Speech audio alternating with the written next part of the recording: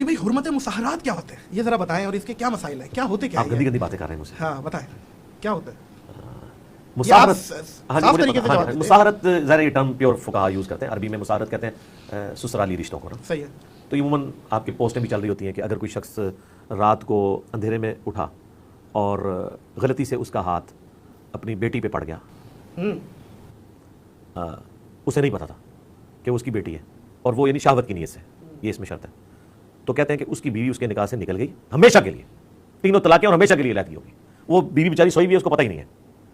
اس activity کی وجہ سے. میں آپ سے سمپل سوال کرتا ہوں، کیا یہ عقل کے دائرے میں آتی ہے بات کہ اس طریقے سے رشتے ختم ہو جائیں؟ یعنی آپ یہ دیکھیں، یہ کوئی نہ میتھمیٹیکل کوئی فارمولا ہے، یہ اسی طریقے سے ہے کہ آپ نے بریانی کی بھری ہوئی پلیٹ کھائی اور میری بھوک مٹ گئی، یا کھایا آپ نے اور وامٹنگ مجھے کرنی پڑی. آپ بتا رہے ہیں یا ٹونٹ کر رہے ہیں کہ لوگ بتاتے ہیں؟ یہ ٹونٹ کر رہا ہوں ٹونٹ کر میں. ہاں یہ لاجیکل نہیں ہے. اسی میں نے بتایا کہ امام بخاری نے اس کے اوپر رد کیا. نہیں ہے، میں نے اس کے اوپر ویڈیوز ریکارڈ کروائی ہیں، اور امام بخاری نے باقاعدہ ان تمام مسائل کا مذاق اڑایا صحیح بخاری میں کہ یہ غلط ہے. مشہور پرینک ماسٹر نادر علی نے منگول جہلمی انجینئر محمد علی کے ساتھ ایک پروڈ کاسٹ کیا، جس میں نادر علی نے منگول جہلمی سے حرمت مساہرت کے مسئلہ پر سوال کیا، اور منگول صاحب نے اس کا جواب یہ دیا کہ آپ گندے گندے مسئلے پوچھ رہے ہیں. نادر علی کو کراچی سے لے کر جہلم تک کوئی عالم، کوئی مفتی، کوئی دینی رہنما نہیں ملا جو حرمت مساہرت کا مسئلہ سمجھا سکتا اور بتاتا کہ حرمت مساہرت کیا ہوتی ہے، اور قرآن و سنت میں حرمت مساہرت کے حوالے سے کون سے دلائل وارد ہوئے ہیں. اور نادر علی نے کراچی سے چل کر جہلم آ کے حرمت مساہرت کا مسئلہ منگول جہلمی صاحب سے پوچھا کہ یہ بتائیں کہ حرمت مساہرت کیا ہے. اور اگر منگول جہلمی صاحب کہتے ہیں کہ حرمت مساہرت کا مسئلہ پوچھ کے آپ یہ گندے گندے مسئلے پوچھ رہے ہیں، العیاذ باللہ تعالی، لا حول ولا قوت الا باللہ، جبکہ حرمت مساہرت کا مسئلہ جس کو مرزا جہلمی گندا مسئلہ قرار دے رہا ہے، یہ مسئلہ علی الاطلاق ہمارے دین کا مسئلہ ہے اور قرآن و سنت کا مسئلہ ہے. قرآن و حدیث میں اس مسئلے کی تفصیلات موجود ہیں، اگرچہ بعض صورتیں مختلفی ہیں، بعض اس کی شکیں مختلفی ہیں، ائمہ مجتہدین کے نزدیک، ائمہ کے نزدیک، علماء کے نزدیک بعض صورتیں اور شکیں مختلفی ہیں. لیکن جب ہم علی الاطلاق حرمت مساہرت کے مسئلے کو دیکھتے ہیں تو حرمت مساہرت کا مسئلہ ہمارے دین کا مسئلہ ہے، قرآن کا مسئلہ ہے، حدیث کا مسئلہ ہے. جو رشتے انسان کے لیے حرام ہوتے ہیں اس کے 5 اسباب ہیں، 5 اسباب سے انسان کے لیے رشتے حرام ہو جاتے ہیں. اور وہ 5 اسباب کون سے ہیں؟ حرمت نسب، یعنی نسب کی وجہ سے رشتے جو حرام ہوتے ہیں، حرمت رضاعت، جو دودھ کی وجہ سے رشتے حرام ہو جاتے ہیں، حرمت بالملک، حرمت بالشرک، اور حرمت مساہرت، یعنی وہ رشتے جو سسرالیوں کی وجہ سے حرام ہو جاتے ہیں اسے حرمت مساہرت کہتے ہیں. یعنی جس عورت کے ساتھ نکاح کیا، اس عورت کی ماں، اس عورت کی بیٹی اگر پہلے خاوند سے ہے، اس عورت کی بیٹی، اس کی ماں، اس کی بہن، اس کی پھپھی، اس کی خالہ، اس کی بھتیجی، اس کی بھانجی، یہ اس شخص کے لیے حرام ہو گئی. ان رشتوں میں سے 2 رشتے تو ایسے ہیں، یعنی اس عورت کی، اس منکوحہ کی ماں اور اس کی بیٹی، وہ تو ابدی طور پر اس شوہر کے لیے حرام ہے، اور باقی رشتے عارضی طور پر حرام ہیں جب تک یہ عورت اس شخص کے نکاح میں موجود ہے. یہ حرمت مساہرت ہے، یعنی سسرالیوں کی وجہ سے جو رشتے حرام ہوتے ہیں. اور قرآن مجید میں، احادیث طیبات میں اس کا ذکر اور اس کی تفصیلات موجود ہیں. اور مرزا جہلمی حرمت مساہرت کے مسئلے کو گندا مسئلہ قرار دے رہا ہے. اب اس کی جو ہے نا وہ سوچ پہ آپ سوچ کا اندازہ کریں کہ حنفیوں کی دشمنی میں احناف کی مخالفت اور دشمنی اور عناد میں کس قدر مرزا جہلمی جو ہے وہ احناف کی دشمنی میں بلائنڈ ہو چکا ہے کہ حرمت مساہرت کے مسئلے کو گندا مسئلہ قرار دے رہا ہے، جبکہ حرمت مساہرت کا مسئلہ قرآن و سنت سے ثابت ہے. اور اس کی جس شک کے اوپر اور جس مسئلے پر مرزا جہلمی کو اختلاف ہے احناف کے ساتھ، اور احناف کے ساتھ دشمنی ہے، وہ مسئلہ صرف احناف کا نہیں ہے، صرف امام اعظم ابو حنیفہ رحمۃ اللہ علیہ کا نہیں ہے، بلکہ اجلہ تابعین کے فتوے بھی اس مسئلے پر ہیں. صحابہ اکرام رضی اللہ تعالیٰ عنہ میں سے سیدنا عمران ابن حسین رضی اللہ تعالیٰ عنہ کا فتویٰ بھی میں آپ کے سامنے پیش کروں گا. سیدنا عبداللہ ابن مسعود رضی اللہ تعالیٰ عنہ، سیدنا عبداللہ ابن عباس رضی اللہ تعالیٰ عنہما، جلیل القدر صحابہ اکرام رضی اللہ تعالیٰ عنہ کے فتاوی جات موجود ہیں، اور رسول اللہ صلی اللہ علیہ وآلہ وسلم کی مرسل احادیث بھی اس پر موجود ہے، جو کہ احناف کے ہاں، موالکہ کے ہاں اور شوافع کے ہاں بعض شرطوں کے ساتھ حجت ہیں، اور پہلے 200 سال کے ائمہ اور علماء نے مرسلات کو حجت مانا ہے۔ اس پر دلائل موجود ہیں، تابعین کے صحابہ اکرام کے فتوے موجود ہیں، جس کو مرزا جلمی گندا مسئلہ قرار دے رہا ہے۔ سب سے پہلے ہم جب اس کے دلائل کی طرف آتے ہیں تو اللہ رب العزت نے قرآن مجید فرقان حمید کی سورۃ النساء کی آیت نمبر 22 میں ارشاد فرمایا، وَلَا تَنْكِحُوا مَا نَكَحَ آبَاؤُكُم مِّنَ النِّسَاءِ إِلَّا مَا قَدْ سَلَفَ،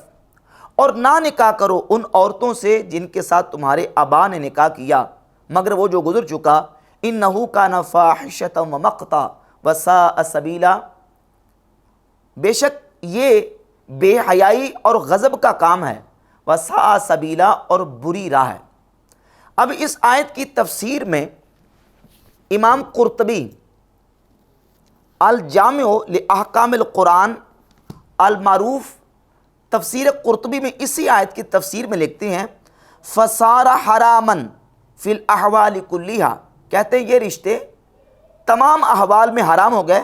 لِأَنَّ النِّكَاحَ يَقَعُ عَلَى الْجِمَاعِ وَالتَّزَوُّجِ، کیونکہ نکاح کا اطلاق جماع پر اور تزوج یعنی آپس میں عقد دونوں پر ہوتا ہے، یعنی کسی کے ساتھ صحبت کرنا، صحبت کرنے پر بھی نکاح کا اطلاق ہوتا ہے، اور عقد کرنا یعنی نکاح کر لینا، اس پر بھی نکاح کا اطلاق ہوتا ہے۔ فَإِنْ كَانَ الْأَبُ تَزَوَّجَ إِمْرَةً أَوْ وَطِيَّهَا بِغَيْرِ نِكَاحٍ حَرُمَتْ عَلَى ابْنِهِ، کہتے ہیں کہ اگر باپ نے کسی عورت کے ساتھ نکاح کیا یا بغیر نکاح کے اس کے ساتھ وطی کی، حرمت علی ابنہ، تو وہ عورت اس کے بیٹے پر حرام ہو گئی، علی ما یأتی بیانہ انشاءاللہ تعالی، اس کا بیان کہتے ہیں انشاءاللہ آگے آئے گا۔ حافظ ابن کثیر نے تفسیر ابن کثیر میں اسی آیت کی تفسیر میں لکھا ہے کہ قد اجمع العلماء علی تحریم من وطیہ الاب بتزویج او ملک او شبہات، علماء کا اس بات پر اجماع ہے کہ وہ عورت حرام ہے جس کے ساتھ باپ نے وطی کی، یعنی اس کے ساتھ صحبت کی، ازواجی تعلقات قائم کیے، بتزویجن نکاح کر کے صحبت کی، اور ملکن یا اس کی ملک میں تھی، اس کی لونڈی تھی، اس کے ساتھ صحبت کر لی، اور شبہاتن یا کہ اس کے ساتھ وطی بشبہ ہوئی، نکاح کے ساتھ وطی کی، صحبت کی، یا اس کے ساتھ اس کی ملکیت میں ہونے کی وجہ سے اس کے ساتھ صحبت کی، ازواجی تعلق قائم کیا، یا وطی بشبہ کی۔ یہ اس کی تفصیل ہے پوری، مرزا جلمی کی بلا جانے کہ یہ وطی بشبہ کیا ہوتی ہے۔ ان تینوں صورتوں میں کہتے ہیں علماء کا اجماع ہے کہ وہ عورت جو ہے وہ حرام ہو جائے گی اس کے بیٹے پر۔ وَاخْتَلَفُوا فِي مَنْ بَاشَرَهَا بِشَهْوَةٍ دُونَ الْجِمَاعِ، ہاں اس میں اختلاف ہے کہ جماع کے بغیر، صحبت کے بغیر، صرف اگر اس نے اس عورت کے ساتھ مباشرت کی، یعنی اس کے ساتھ بوس و کنار کیا، اس کے ساتھ ٹچ ہوا یا اس کو چھوا، شہوت کے ساتھ اس کو لمس کیا، اور نظر الی ما لا یحل له النظر الیہ منها، یا اس کے اس حصے کی طرف نظر کی جس کی طرف دیکھنا حلال نہیں تھا، لو کانت اجنبیہ، اگرچہ وہ اجنبی ہو، فعن الامام احمد رحمہ اللہ انہا تحرم ایدن بذالکا، امام احمد بن حنبل رحمۃ اللہ فرماتے ہیں اس صورت میں بھی وہ عورت جو ہے وہ بیٹے پر حرام ہو جائے گی۔ تو یہ امام ابن کثیر اور امام قرطبی دونوں کی تفاسیر سے یہ بات بالکل واضح ہوگی کہ قرآن مجید کی سورۃ النساء کی آیت نمبر 22 میں جو اللہ رب العزت نے فرمایا کہ وَلَا تَنْكِحُوا مَا نَكَحَ آبَاؤُكُمْ، ان کے ساتھ نکاح نہ کرو جن کے ساتھ تمہارے آباء و اجداد نے نکاح کیا، تمہارے آبا نے نکاح کیا۔ تو اب نکاح کا اطلاق جو ہے وہ تزوج یعنی عقد کے اوپر بھی ہوتا ہے، اور نکاح کا اطلاق جو ہے وہ صحبت اور ازدواجی تعلقات قائم کرنے پر بھی ہوتا ہے، وہ چاہے ملک کے تھرو کیا ہو یا نکاح کے تھرو کیا ہو یا وطی بشبہ کی ہو، ان تمام صورتوں سے حرمت ثابت ہو جائے گی۔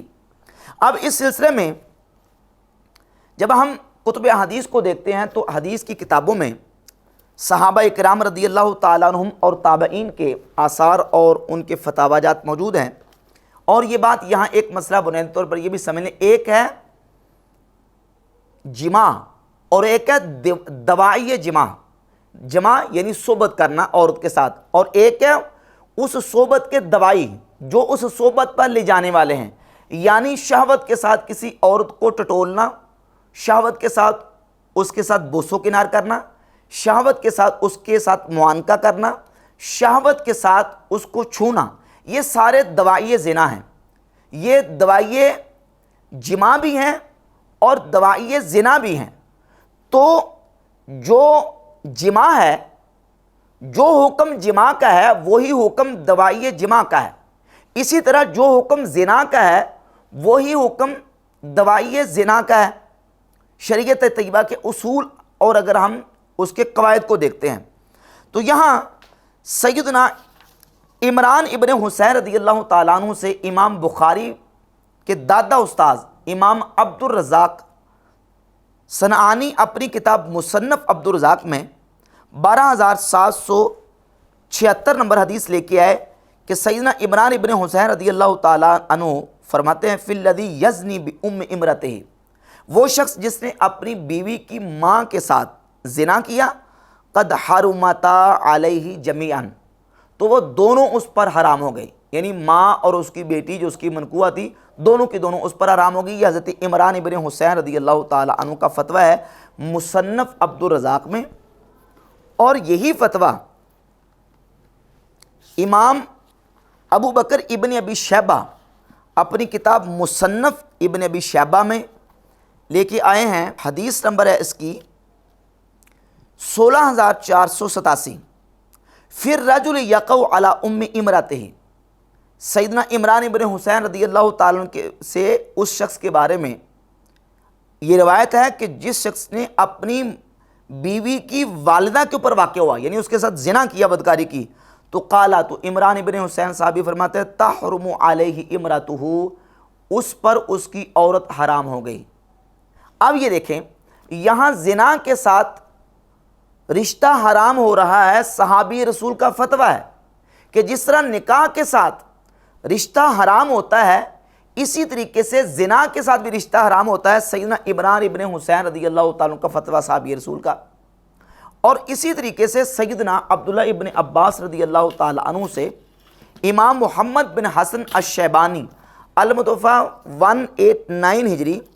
अपनी किताब किताबुल हुज्जा, ये किताबुल हुज्जा है और इसकी जिल्द नंबर 3 और सफ़ा नंबर इसका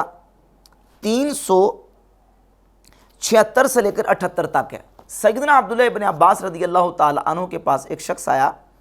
और उसने आके कहा, वो खुरासान से आया था, उसने कहा मेरी बीवी है और उस बीवी से मेरे खूबसूरत 7 बच्चे हैं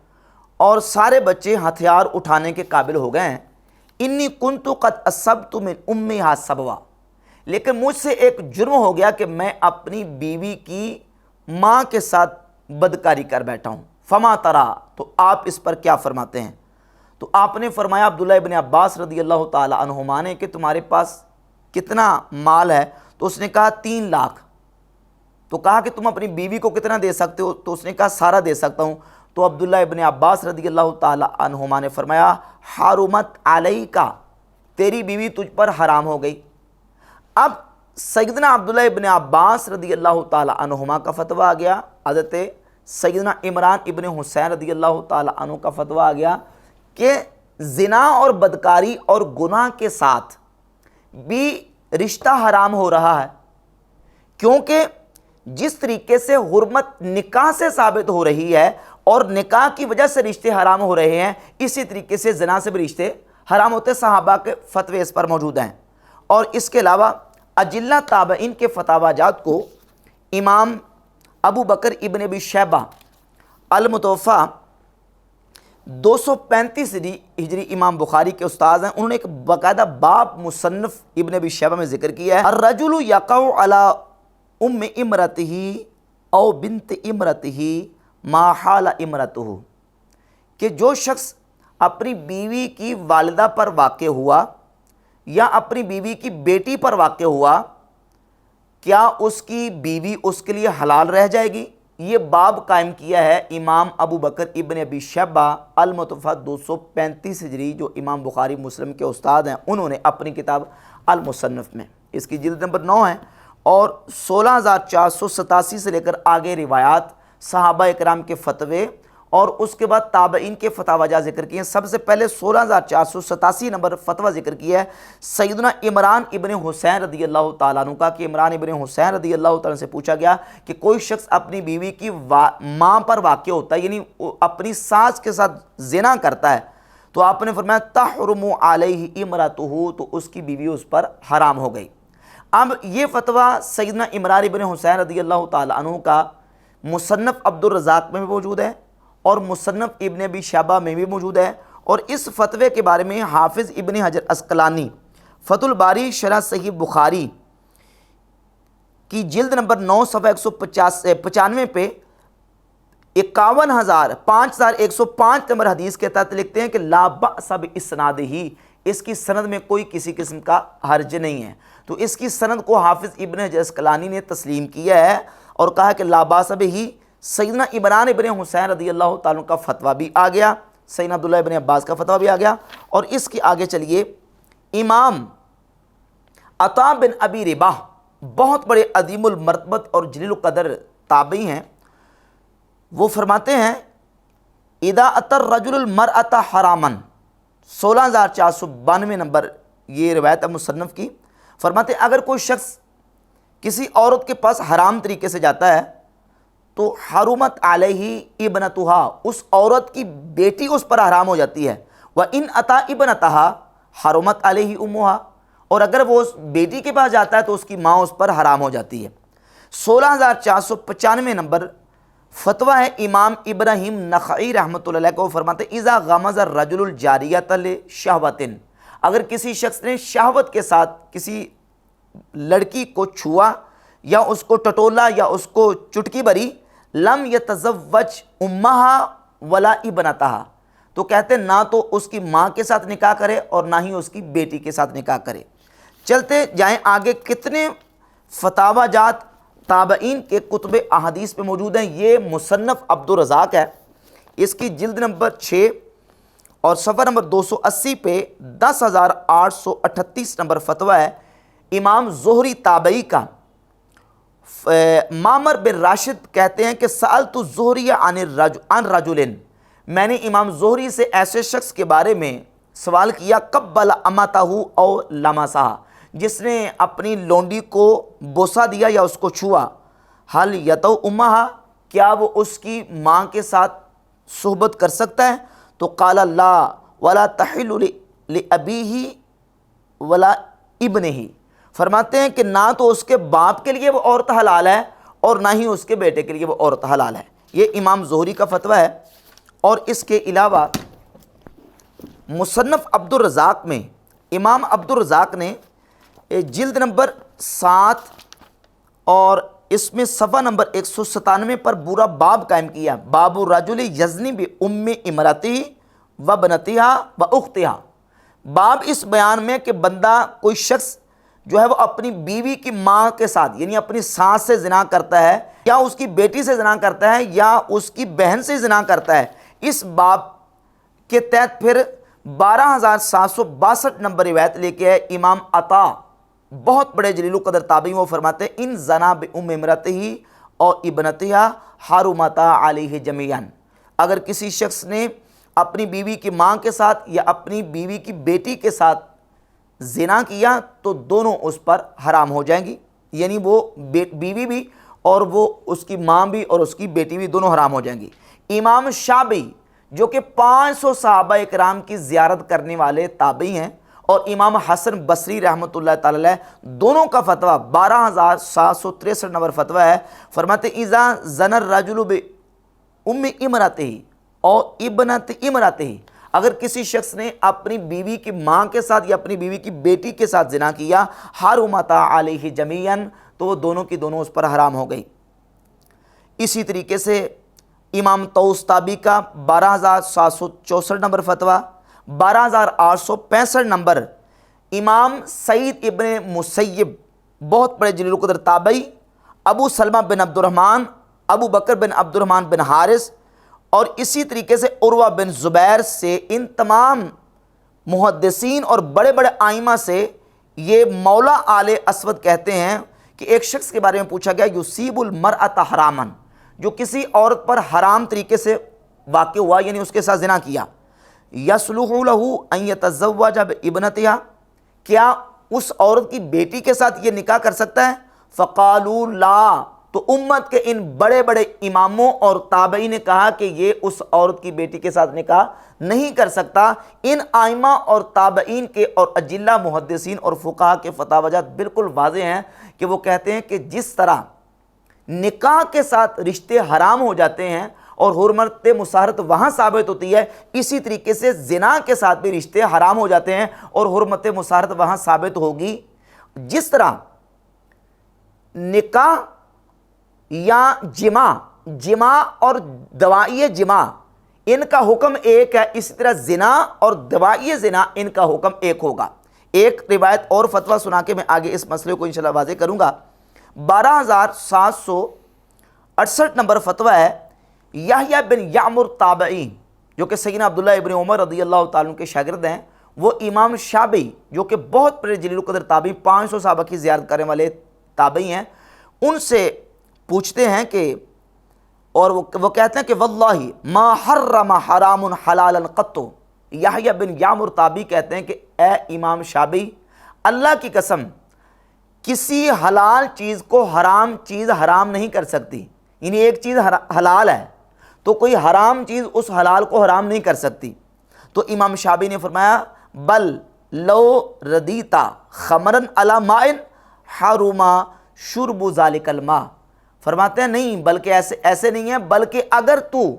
پانی کے اوپر شراب انڈیل دے، حاشیے میں لکھا ہے کہ یہ ردیتا نہیں ہے بلکہ اصل جو ہے اس کا لفظ ہے سببتا، یعنی تو انڈیل دے، پانی ڈال دے، کہ تو اگر شراب پانی کے اوپر انڈیل دے اور پانی کے اوپر ڈال دے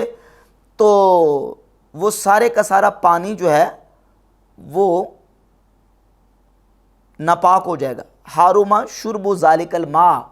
اس پانی کو پینا حرام ہو جائے گا۔ قال وکان الحسن یقول مثل قول شعبی، راوی کہتے ہیں کہ امام حسن بصری رحمۃ اللہ علیہ وہ بھی امام شعبی کی طرح ہی فتویٰ دیتے تھے کہ جس طریقے سے جو ہے وہ نکاح کے ساتھ رشتے حرام ہو جاتے ہیں، زنا کے ساتھ بھی رشتے حرام ہو جاتے ہیں۔ اب جس طرح میں نے عرض کیا تھا کہ ایک ہے جماع اور ایک ہے دوائی جماع یعنی عورت کے ساتھ صحبت کرنا، اور ایک ہے دوائی جماع یعنی جو جماع کرنے پر ابھارتے ہیں، عورت کو شہوت کے ساتھ ٹٹولنا، اس کو شہوت کے ساتھ مس کرنا اور شہوت کے ساتھ بوسو کنار کرنا، شہوت کے ساتھ اس کے ساتھ معانقہ کرنا، یہ دوائی جماع ہے۔ اسی طرح زنا اور دوائی زنا، جس طرح جو حکم جماع کا ہے وہی دوائی جماع کا ہے، اسی طریقے سے جو حکم یہاں حرمت کے سلسلہ میں زنا کا ہے وہی حکم دوائی زنا کا ہے۔ اس سلسلہ میں دو روایات میں آپ کے سامنے رکھتا ہوں۔ امام مالک رحمۃ اللہ کی فقہ کی کتاب المدونۃ الکبریٰ کی جلد نمبر 2 صفحہ نمبر 400 پر یہ روایت موجود ہے کہ روایت اگرچہ مرسل ہے، اور مرسل کا میں نے حکم بیان کر دیا کہ مرسل 200 سال تک کے ائمہ فقہا کے نزدیک حجت ہے۔ امام مالک، امام ابو حنیفہ رحمۃ اللہ علیہ اور امت کے بڑے بڑے ائمہ وہ مرسل حدیث کو حجت مانتے ہیں، اور محققین جو فقہ احناف ہیں